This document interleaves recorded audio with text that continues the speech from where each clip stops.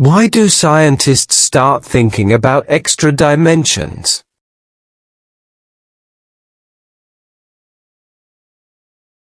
In Einstein's general theory of relativity, he combined the three spatial dimensions with additional dimension of time into four-dimensional spacetime. From the curvature and wrap of spacetime, he described gravity.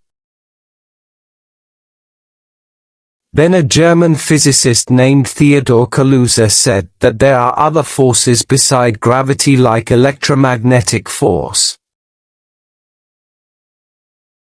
Hence, he tried to unify gravitational and electromagnetic field, where he proposed there might be extra dimension we don't see. The curve and wrap of those extra dimension describe electromagnetic force. And he was right. When he examined Einstein's math and worked them in 5 dimensions, one additional dimension, he got one additional equation, which was Maxwell's equation of electromagnetism. Hence, scientists start thinking about extra dimensions.